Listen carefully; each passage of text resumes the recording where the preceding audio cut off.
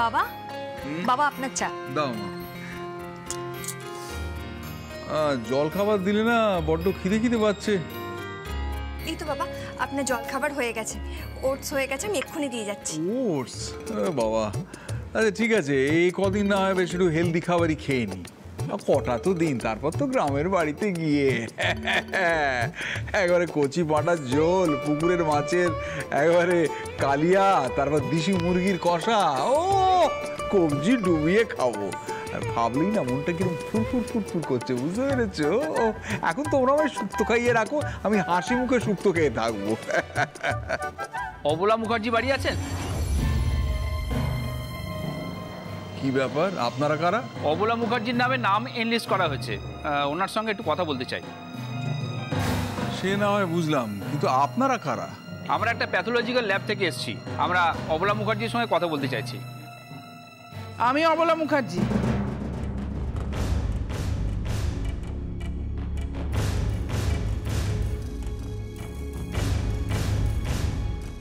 কি ব্যাপার বলুন তো?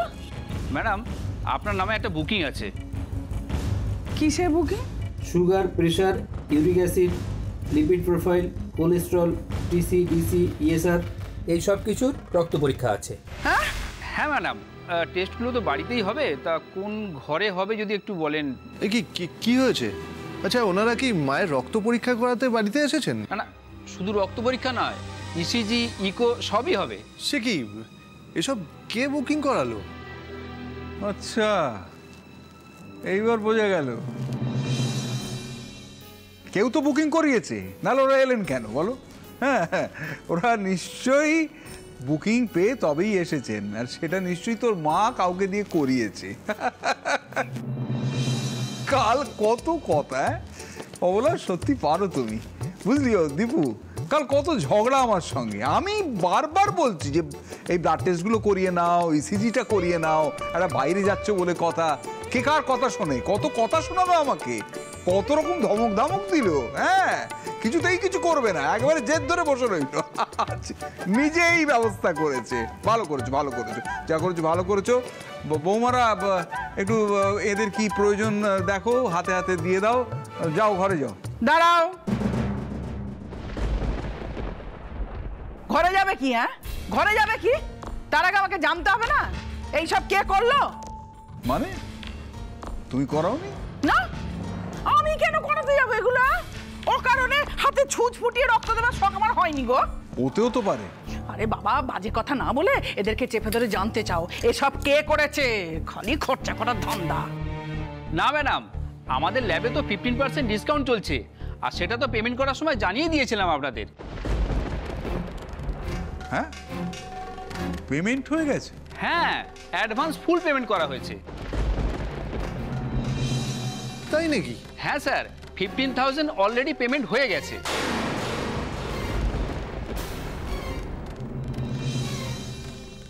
কি বলছেন? এত টাকা অ্যাডভান্স করে মার ব্লাড টেস্টের জন্য বুকিং করা হয়েছে? কে করেছে? বলছি কি ম্যাডাম, বুকিং যখন হয়েই গেছে আর টাকা যখন জমা পড়েই গেছে, তখন তাড়াতাড়ি টেস্টগুলো করিয়েই নিন, আমরা আপনার রক্ত কালেক্ট করে নিই। আচ্ছা, আপনি না খেয়ে আছেন তো? উমা, আমি খেয়ে আছি কি না খেয়ে আছি সেই কৈফিয়ত আপনাদের দিতে যাবো কেন? হ্যাঁ, ওই রক্ত চষাদের মতো সামনে দাঁড়িয়ে না থেকে নিজেদের কাজে যান, যান যান যান। কিন্তু মা, আমি বলছিলাম টাকা যখন জমা দেওয়া হয়ে গেছে তখন টেস্টটা করিয়েই নাও না, টাকাটা শুধু শুধু নষ্ট হবে। হ্যাঁ, সে তো বুঝতেই পারছি, চারদিখানি টাকা।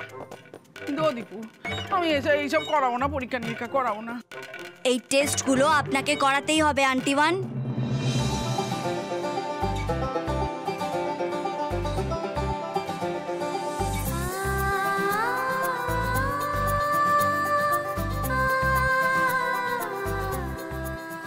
বুকিংগুলো আমি করিয়েছি। তোমার সাহস তো মন্দ নয়। হ্যাঁ, বলা নেই কওয়া নেই, এই লোকগুলোকে বাড়ির মধ্যে ডেকে আনলে। হ্যাঁ, তো আগ বাড়িয়ে তোমাকে এই পাকামোটা কে করতে বলেছিল? কে বলেছিল করতে? হ্যাঁ, আর কেই বা বলেছে যে আমার রোগ ব্যাধি আছে? কে? আচ্ছা, আরে দীপু, তুই বলেছিস ওকে? না না, আমি কিন্তু কিচ্ছু বলিনি মা। তুই কিচ্ছু বলিস না? না, তাহলে কে বলেছিল? কে বলেছিল তোমায়? আন্টিবান আমাকে কেউ কিচ্ছুটি বলেনি। আরে বাবা, কাল রাত্রিবেলা আমি যখন আপনাদের ঘরের সামনে দিয়ে যাচ্ছিলাম সবটা নিজে কানে শুনেছি। হ্যাঁ, আর বাবা তো ঠিক কথাই বলেছে। দেশের বাড়ি গিয়ে যদি আপনার শরীর খারাপ হয়ে যায় তখন কি হবে বলুন তো? আর তাছাড়া বুড়ো মানুষদের বাইরে যাওয়ার আগে না নিজের শরীর সম্পর্কে ভালোভাবে ওয়াকিবহাল হয়ে যেতে হয়। কি বললে? কি বললে তুমি? আমাকে বুড়ো বললে? আমি বুড়ো? আর ভুল করে বুড়ো বলে ফেলেছে, ওটা বুড়ি হবে। ও তুমিও তালে তাল মেলাচ্ছ না? করাবো না, আমি করাবো না, আমি কোনো পরীক্ষা নিরীক্ষা কিচ্ছু করাবো না। বুকিং যখন হয়ে গেছে, টাকা যখন দেওয়া হয়ে গেছে, টেস্ট আপনাকে করাতেই হবে। এই অপু, বলছি তুই এত টাকা কোথায় পেলি? বড়দা ভাই দিয়েছে রে। হ্যাঁ, যেই টাকা পেয়েছো অমনি খরচা করার তাল খুঁজছো। তাল না তালের বরাত আপনি পরে বিচার করে দেখবেন। ও বাবা। আর এই যে দাদারা আপনারা, আপনারা ওই ঘরটা গিয়ে বসবেন, ঠিক আছে? হ্যাঁ ঠিক আছে ঠিক আছে। কি হলো আন্টিমা, চলুন। এই মেয়ে, তোমার তো সাহস কম না? হ্যাঁ, কারুর সাথে আলোচনা না করে, আমার অনুমতি না নিয়ে ওদেরকে বাড়ির মধ্যে ডেকে ফেললে। বেশ করেছে, ওর এমন সাহসকে আমি সমর্থন করছি। ওইরকম সাহস যেন যুগে যুগে দেখাতে পারে। অপু, তুমি তো আমাকেও কিছু বলনি। উফ অপু, কাউকে কিছু না জানিয়ে তুই কেন নিজে নিজে পাকামো করতে যাস বলতো? হ্যাঁ, অন্তত আমাকে তো বলবে, তাই না? বলতে তো গেছিলাম তোমাকে। তাই নাকি? হ্যাঁ, কিন্তু তখন তো তুমি বস বস করে ঘুমোচ্ছিলে। ও আচ্ছা, তাহলে ঘুম ভাঙানি ভালো করেছো। যাও নিয়ে যাও। আন্টিমান, শুনলেন তো আপনার ছেলে কি বললো? আমি বলতে গেছিলাম। শুনলাম। ও আমার ছেলে ভোজ ভোজ করে ঘুমাচ্ছিল, আর সেই তালে তুমি মাতব্বরি করে ফেললে। হ্যাঁ, আমি এসব একদম পছন্দ করি না, একদম পছন্দ করি না। এই মেয়ে, বেশি বাড়াবাড়ি করবে না। বেশি বাড়াবাড়ি করলে তোমাকে এমন শাস্তি দেবো। না দিন, শাস্তি দিন। এই নিন আমার কান, কান মুলে দিন, কান টানুন, কান টেনে টেনে লম্বকর্ণ করে দিন। টেস্ট আপনাকে করাতেই হবে। ও বাবা, কি জানাবে দিবে গো? না না, সে আপনি আমাকে যা খুশি বলুন না কেন আন্টিবান, এই আপনার টেস্টের রিপোর্টগুলো পেলে আপনারও শান্তি, আমাদেরও শান্তি। তারপর আমরা সবাই মিলে আপনার নেতৃত্বে দেশের বাড়ি অভিযানে যাব।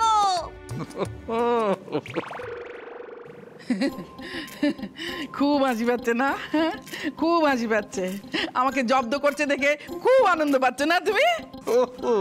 তাহলে তুমি স্বীকার করছো বলা যে তুমি জব্দ হচ্ছ? হ্যাঁ, খুব মজা হচ্ছে। আমাকে যে সবাই মিলে জোর করছে, খুব মজা পাচ্ছ না? আচ্ছা বেশ বেশ বেশ বেশ বেশ বেশ, এত তো কাণ্ড, বারণ করে দাও, বারণ করে দাও। দীপু, ওদের চলে যেতে বল, বারণ করে দে। ও ঘুমা, এই সমস্ত করে তুমি খুব অন্যায় করেছো। যান, আপনারা চলে যান, ওদের চলে যেতে বল। যা, হয়েছে, তবে শান্তি। আচ্ছা, বুঝেছি, ষড়যন্ত্র চলছে আমার বিরুদ্ধে। বাড়িতে একটা ষড়যন্ত্র চলছে। ষড়যন্ত্র দীপু, সবাই আমার বিরুদ্ধে চক্রান্ত করছে, চক্রান্ত। আচ্ছা ঠিক আছে, আমি এই শেষবারের মতো রক্ত পরীক্ষা করাবো, আর কোনো দিনও করাবো না। আর কোনো দিন যদি নদীর কথা নদীতে, চলুন। লাগবে তো। বাবা দীপু, বাবধন আমার, একটা মেয়ে বিয়ে করেছিস, বলি হারি জবাব নেই। এমন মেয়ে বিয়ে করেছিস যে এই বউ বাড়িতে থাকলে বাড়িতে কোনোদিন আনন্দের ঘাটতি হবে না। অবলা মুখার্জির মতো যন্ত্রকে টাইট দেওয়ার জন্যে অপুর মতো স্ক্রুড্রাইভার একেবারে পাক্কা একেবারে। বাপরে বাপ, একটা মেয়ে বটে তোমার বোন সেজে বৌদি। ওর না খুঁড়ে খুঁড়ে প্রণাম।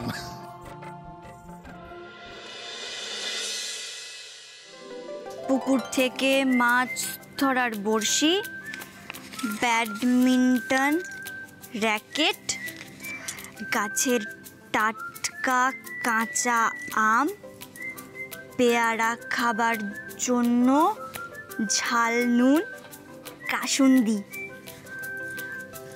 বাগানে বসার শতরঞ্জি, পাখিদের খাওয়ানোর দানা শস্য, আর হ্যাঁ, পুকুরের নিচে ডুব দিয়ে গেঁড়ি, গুগলি, কাঁকড়া ধরার জন্য ডুবুরির পোশাক। না না, এটা বড্ড বাড়াবাড়ি হয়ে গেল, এটা থাক। এই দিদি ভাই দেখ না আমার লিস্টটা একবার ঠিক আছে কিনা। অপু, দেখতে পাচ্ছিস তো আমি একটা কাজ করছি। তাতে কি হয়েছে, একবার দেখে দে না ঠিক আছে কিনা। আরো তো অনেক কিছু লাগবে, বল। দেখ না একবার দেখে দে। তুই দেখতে পাচ্ছিস না আমি তো ব্যাগটা গোছাচ্ছি নাকি? কেন ডিস্টার্ব করছিস বলতো? আর তোর এই যে আজগুবি জিনিসের লিস্ট দেখান না, আমার এখন সময় নেই রে। আজগুবি বললি? না রে, এগুলো খুব দরকারি জিনিস। কত কি লাগবে বলতো ওখানে গিয়ে? দেখে দে না একবার, দেখে দে না। উফ অপু, কেন বুঝছিস না বলতো? আমি এটা কার ব্যাগ গোছাচ্ছি? হ্যাঁ, তোরই তো ব্যাগ গোছাচ্ছি, তোরই তো কাজ করছি নাকি? তাহলে কেন তুই আমার ডিস্টার্ব করছিস?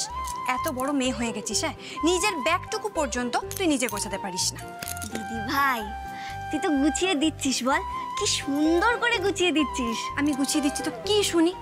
ওমা, ছোটবেলা থেকে যখনই কোথাও বেড়াতে গেছি তুই তো আমার ব্যাগ গুছিয়ে দিয়েছিস, তাই না? সে মনে আছে একবার সে স্কুলের ওই এডুকেশনাল ট্যুরে গেছিলাম, তখন তো তুই ব্যাগটা গুছিয়ে দিয়েছিলি। উফ অপু, তুই কেন বুঝতে পারছিস না বলতো? এখন তোর বিয়ে হয়ে গেছে, এখন তোর ঘরে ঢুকে তোর জিনিসপত্র গুছিয়ে দেওয়া কি আমার আর শোভা পায় বলতো? আর তাছাড়া তখনকার সময় আর এখনকার সময়ের মধ্যে আকাশ পাতাল তফাৎ। এখন তোর বিয়ে হয়ে গেছে, এখন তো শুধুমাত্র তোর জিনিসপত্র নয়, তোর সাথে তোর স্বামী মানে ছোট ঠাকুরপোর জিনিসপত্র এখানে থাকবে। কি বলছিস তুই দিদি ভাই? ওই কুম্ভকর্ণের 5G ভার্সন দীপু অ্যাসিস্ট্যান্টের সঙ্গে আমাকে ব্যাগ শেয়ার করতে হবে? পারবো না, অসম্ভব। এই পারবো না অসম্ভব মানে কি? হ্যাঁ, আয় দেখবি আমি তোদের ব্যাগটা এমনভাবে গুছিয়েছি, দেখ এই দেখ, ব্যাগের এই দিকে শুধুমাত্র তোর জিনিস আছে আর ব্যাগের এই দিকটা আমি ফাঁকা রেখেছি। এটা কেন বলতো? যদিও আমি ইচ্ছে করেই ফাঁকা রেখেছি, কিন্তু কেন? কারণ হচ্ছে এই দিকে শুধুমাত্র ছোট ঠাকুরপোর জিনিসপত্র থাকবে, আর ছোট ঠাকুরপোর কি দরকার কি দরকার না, কি পছন্দ কি অপছন্দ, সেটা তোর থেকে ভালো আর কে বোঝে বল? তাই জন্য সেটা মাথায় রেখে ছোট ঠাকুরপোর জিনিসগুলো এইখানে সুন্দর করে গুছিয়ে দিবি। এবার দেখ আমি যেগুলো রেখেছি শাড়িগুলো একবার চেক করে নে যে ঠিক আছে কিনা। আয় দেখে নে। ঠিক আছে, আমি দেখে নেবো না হয় পরে। এই ঠিক আছে দেখে নেবো পরে নয়, এক্ষুনি দেখবি, নইলে ওখানে গিয়ে বলবি দিদি ভাই আমি এটা পাচ্ছি না, দিদি ভাই আমি ওটা পাচ্ছি না, তখন কিন্তু তুই আমার হাতে মার খাবি অপু, আমি বলে দিলাম। কারণ ওখানে গিয়ে কিন্তু আমি কোনো ঝামেলা চাই না। আমিও কোনো ঝামেলা চাই না বাবা, ওই কারণেই তো আমি দীপু অ্যাসিস্ট্যান্টের সঙ্গে ব্যাগ শেয়ার করব না। এই অপু, এই আবার কেমন ধরনের কথা রে? একই যাত্রায় পৃথক ফল। শোন, স্বামী স্ত্রীর জিনিস এক ব্যাগে থাকলে তবে না বেড়াতে যাওয়ার ব্যাপারটা ভীষণ মজার হয়, দ্বিগুণ হয়ে যায়। তাহলে নিশ্চয়ই তুইও এরকমটাই করেছিস দিদি ভাই। নিশ্চয়ই তুই নিজের আর জামাইবাবুর জামা কাপড়ও একটা ব্যাগে গুছিয়েছিস।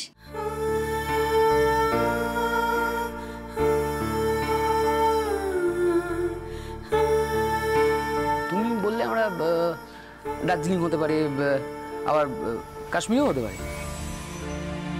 তোমার কি বোধ বুদ্ধি কখনো হবে না? মানে আর কতবার বলবো বলো তো যে ঘরে ঢুকলে নক করে ঢুকতে হয়। না আসলে কি বলতো, তুই তো তোর জামাইবাবুকে খুব ভালো করে চিনিস, উনি কত কাজের মানুষ বলতো।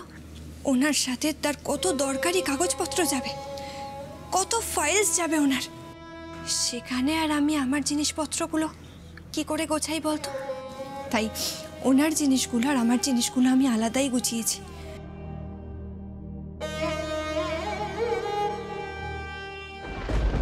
কি রে, এইভাবে তুই কি দেখছিস অপু? কিছু না। শোন না দিদি ভাই, আমি ভাবছি কি বলতো, যে একটা খাবারেরও লিস্ট বানিয়ে নিই। কাল গাড়িতে যাওয়ার সময় তো কিছু খেতে হবে, তাই না? আর তাছাড়া কাল ওখানে গিয়ে কে কখন কি খাবার দাবার খাবে তারও তো একটা লিস্ট চাই, বল। ওটা নিয়ে তোমাকে অত ভাবতে হবে না, বুঝলে? এই খাওয়া দাওয়ার ব্যাপারটা আমি আর বাবা দুজন মিলে ম্যানেজ করে নিচ্ছি, বুঝলে? আমরা ওখানে পৌঁছানোর আগে রান্নার ঠাকুর পৌঁছে যাবে, তো খাওয়া দাওয়ার ব্যাপার নিয়ে নো টেনশন। সত্যি? তাহলে বলছো কাল আমাদের ওখানে গিয়ে রান্না বান্না করতে হবে না? ওই দেখো, মেয়ের কথা শোনো। দুদিনের জন্য ওখানে ঘুরতে যাচ্ছ আর হাত পুড়িয়ে রান্না করবে? তাহলে ঘুরবেটা কখন আর এনজয় করবে কখন? শোনো অপু, আমরা ওখানকার স্থানীয় বাজার থেকে বাজারটা করে নেব, আর বাকি তো সব কিছু রেডি আছে, সব কিছু ম্যানেজ হয়ে যাবে, তুমি কোনো চিন্তা করো না, আমরাও রেডি আছি, সমস্ত কিছু ওখানে রেডি করা আছে। ঠিক আছে, এদিকে আমিও রেডি, আমার ব্যাগ গোছানো রেডি। আচ্ছা আচ্ছা আচ্ছা, দিদিভাইকে ঘরে ডেকে এনে নিজের ব্যাগটা গুছিয়ে নেওয়া হলো, তাই তো? আর বড় বড় কথা। সেজ বৌদি, তুমি ওর ব্যাগ গুছিয়ে দিচ্ছ কেন? তুমি যাও, নিজের ঘরে যাও, গিয়ে নিজের ব্যাগটা গোছাও আগে। এই এক মিনিট দিদি ভাই, 1 মিনিট দাঁড়া, 1 মিনিট দাঁড়া। এই নে, এই লিস্টটা তুই বড়দা ভাইকে গিয়ে দিয়ে আয়, আর বলবি কাল বাজার থেকে যেন এগুলো নিয়ে চলে আসে, ঠিক আছে?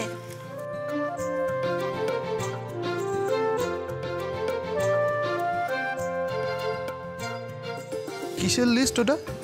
কেন বলবো? সবটা পরে জানতে পারবে। এই সব ব্যাপারে তোমার না একটা রহস্য ক্রিয়েট করা নেশা হয়ে গেছে অপু। ঠিক আছে, এখন সময় নষ্ট না করে যাও, নিজের ব্যাগটা গুছিয়ে নাও। হ্যাঁ হ্যাঁ, আমার ব্যাগ কিভাবে গুছাতে হবে আমি বুঝে নেব। দেখি,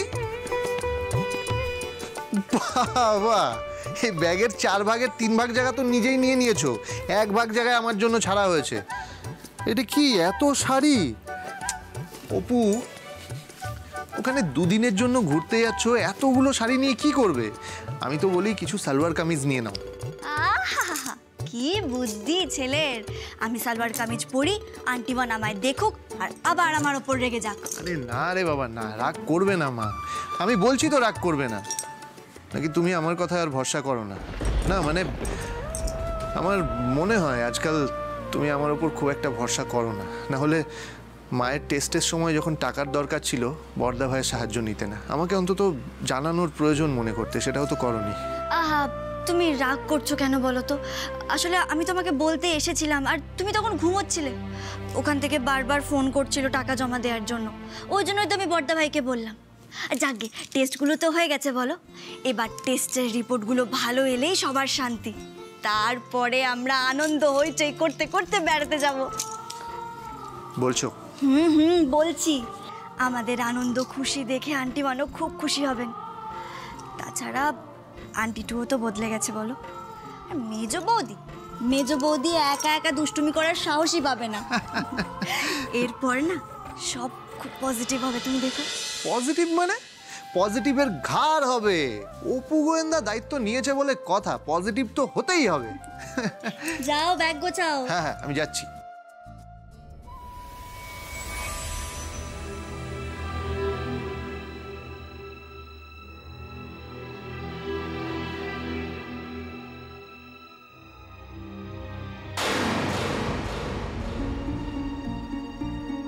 চিরকুটগুলো মেঝেতে পড়ে আছে।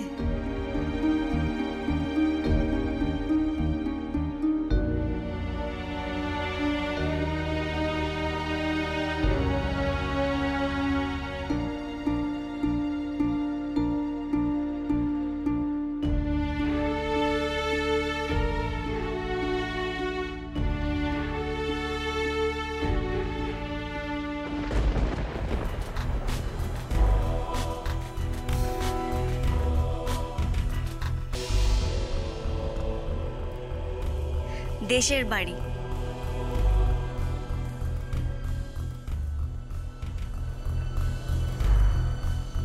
এটাতেও দেশের বাড়ি।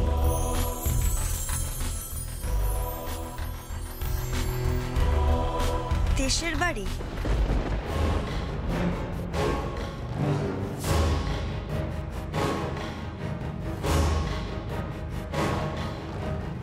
এটাও দেশের বাড়ি।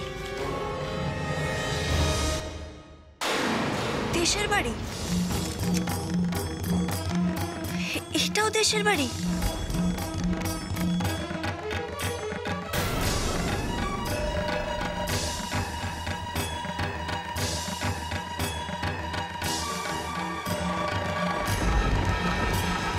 কি ব্যাপার, সব চিরকুটে দেশের বাড়ির নাম লেখা কেন? কে করলো এটা? আন্টি টু এর কাজ নয় তো? উনি কি আমাদের দেশের বাড়ি নিয়ে যেতে চাইছেন? আমাকে জানতেই হবে আন্টি টু কেন আমাদের সবাইকে দেশের বাড়ি নিয়ে যেতে চাইছেন। কেন?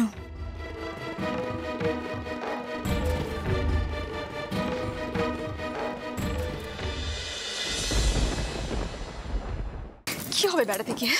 কি হবে বেড়াতে গিয়ে?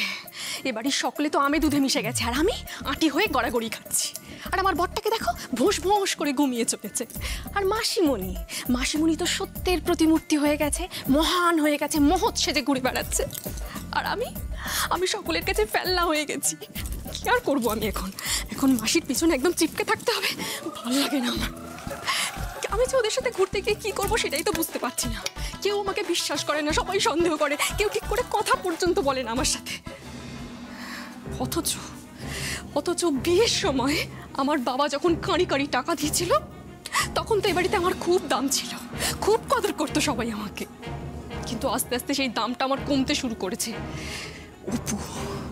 অপু যবে থেকে এ বাড়িতে বউ হয়ে এসেছে, এই দামটা তবে থেকেই আমার কমতে শুরু করেছে। যতবার আমি বাপের বাড়ি গেছি এবারে প্রত্যেকের জন্য কিছু না কিছু গিফট আমি এনেছি, কিন্তু অপু তো কোনোদিন কিচ্ছু আনেনি। অথচ দেখো বাড়ির সবাই গিয়ে ওর দলে যোগ দিয়েছে। বেইমান এ বাড়ির প্রত্যেকটা মানুষ বেইমান। ওই গাইয়া অপু এ বাড়িতে আমার জায়গাটা একেবারে নষ্ট করে দিয়েছে, শেষ করে দিয়েছে ও।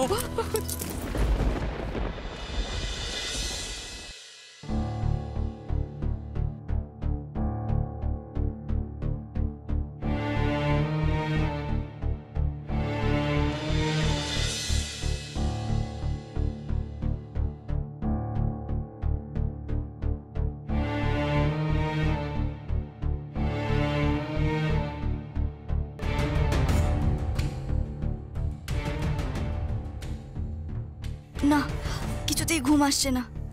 সব চিরকুটেই দেশের বাড়ি লেখা। আন্টি টু ঠিক কী কারণে চিরকুটগুলো অন্য কিচ্ছু না লিখে দেশের বাড়ি লিখলেন? কি উদ্দেশ্য তার?